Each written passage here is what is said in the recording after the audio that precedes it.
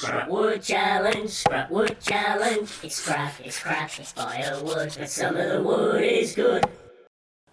Before I get started, I'll just mention that this requires an F-clamp for it to work, but that's a good thing. Because of the F-clamp, there's no stress put on these joints here, and it means we can put plenty of pressure on the workpiece even though it's such a long reach.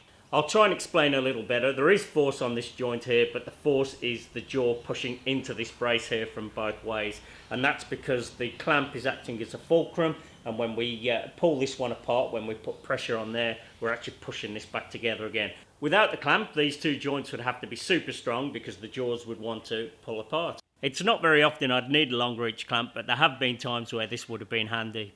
Before I start making another one and showing you how I do it, I'd first like to thank Skillshare for sponsoring today's video. Skillshare is a great website where you can find online courses and learn from experts with 25,000 classes to choose from for less than $10 a month. The first 500 of my subscribers to use the link in the description will get a 2-month free trial. Each of the jaws could be made out of a solid piece of timber, but when I made the prototype I used some cheap pine and I laminated strips of that together, and that worked well, so I'm going to do the same with the finished clamp. Just a quick warning, I'm going to race through the wood preparation as I've showed it many times before.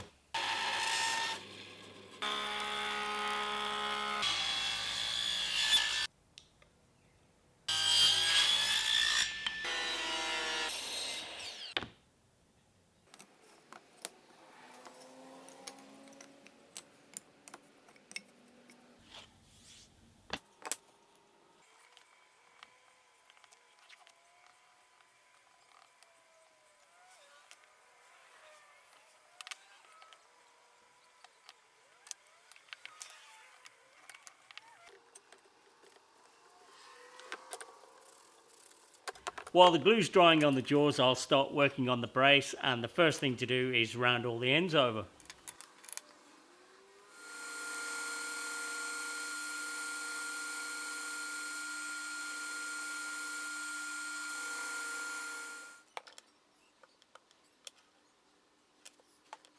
To help me line them up, I've just marked the centres off camera.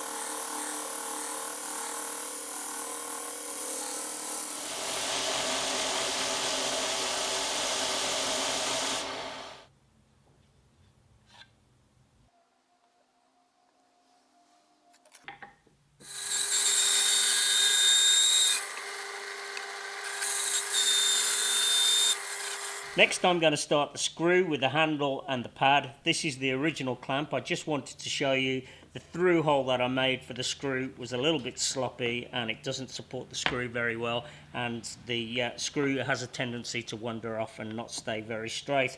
So I'm going to address that with the new jaw. I've left that a little bit thicker. I've taken a taper off. There's actually no reason to do that other than it looks nicer, so you could leave it on and support it a bit more. I'm going to drill a hole through the jaw, but this time I'm going to thread that hole so it supports the threaded rod, and I'll still set a nut in on the other side.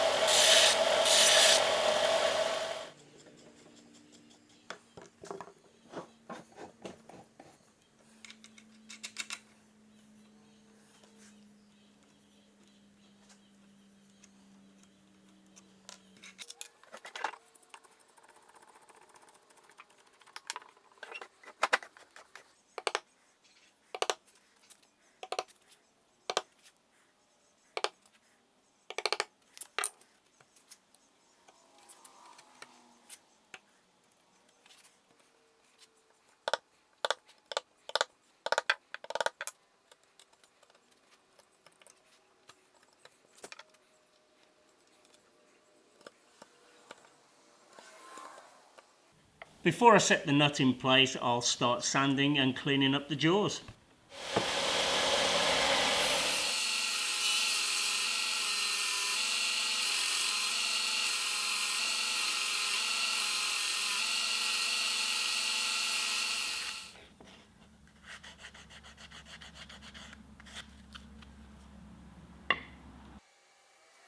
I'm being careful not to put too much epoxy in and getting it everywhere. The threads in the nut and the wood need to line up, but the rod should engage the wooden threads and lift the nut slightly to where it needs to be. I removed the rod so it can't get glued in by any stray epoxy, and when it's set, any stray epoxy can be cleaned up by running a tap through it. I realise now what I should have done is left the hole in the jaw untapped, and then after setting the nut in place, tapped through the nut and into the wood to make sure they're lined up. Luckily, it still worked out fine though.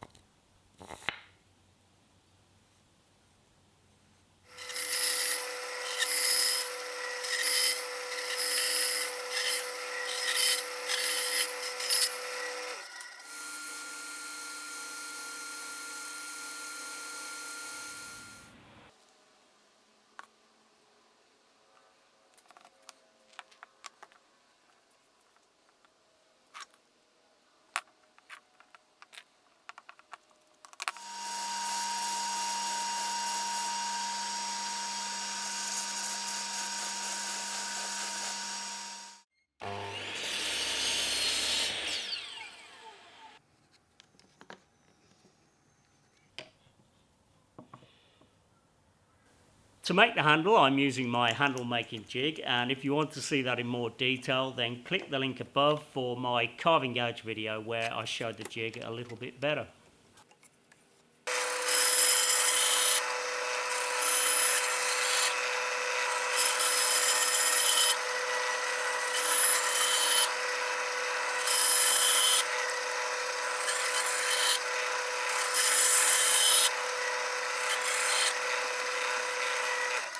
The square stock was slightly undersized, so it didn't come out perfect, but plenty good enough for a clamp handle.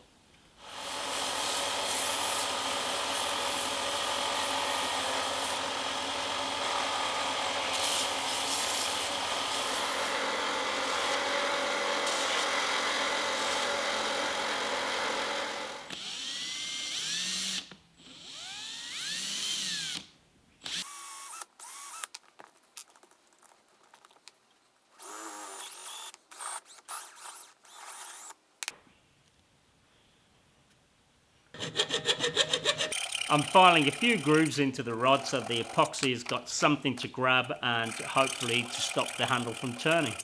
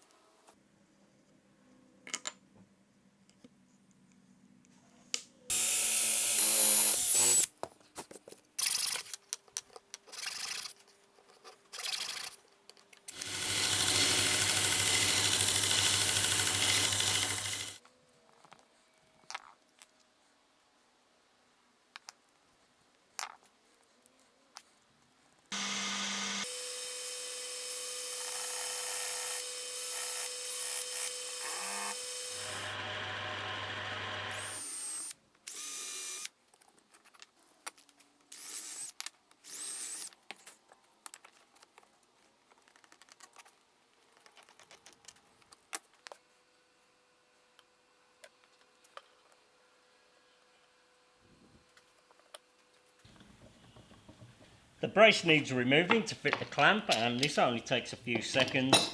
I could have actually made the brace differently. I could have done it in 2 pieces to fit on the outsides. They could have been fitted permanently with a screw or a bolt, and one on that side. And then the clamp could have been slid in without having to remove anything. But I think this way may be a little bit stronger and less chance of it racking, and it only takes a few seconds. I made these little knobs, but you could just use a couple of screws. And there we go, ready to go. It looks pretty good with some linseed oil on, but it doesn't need to be that fancy. It is only a clamp. The tapers didn't need cutting, the ends didn't need rounding over, the handle could have just been a square piece of stock, and it didn't even need sanding. It doesn't even need oil, and you could just use screws instead of the knobs and it'd still work perfectly fine. To use the clamp, I turn the screw first and get the jaws fairly parallel, then start applying more pressure with the F-clamp, and then we can go back to the screw and put even more pressure on. And it really does put a lot of pressure on and plenty for any glue up.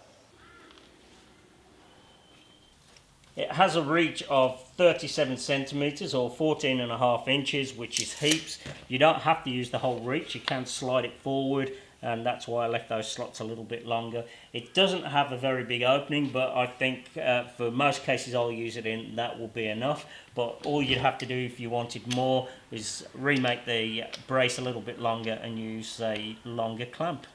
I've set some scales up to test what sort of pressure I can get out of the clamp, but first I'll tell you more about Skillshare and how you can start learning new skills today. Only the first 500 people to sign up will receive the free 2-month trial with complete access to all the courses, so there's no excuse not to sign up and give it a go. I've always wanted to learn how to do motion graphics with Adobe After Effects, but I've never found the time, and I've always found it a bit intimidating. I've started a course with Geordie Vanderput. It's only 3 hours long.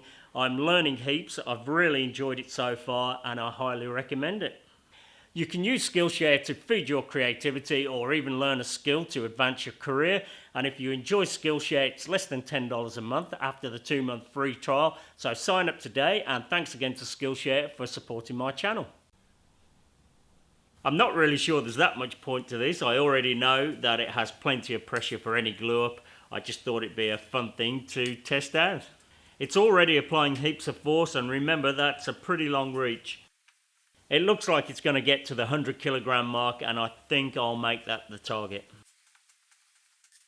I don't know what I was expecting numbers wise, but that's heaps of pressure. I'm going to stop at that because I don't actually want to break it. And just to show you how much force is on there, hopefully you can see that with that straight edge there, that's bending that jaw quite a lot. I think if anything was going to fail, it'd probably be the screw, but I reckon it could go quite a bit further yet. Anyway, hopefully you enjoyed the video. If you did, please like and subscribe. Thanks for watching, and I'll see you on the next one. You reckon, Dodge? Any good? Yeah?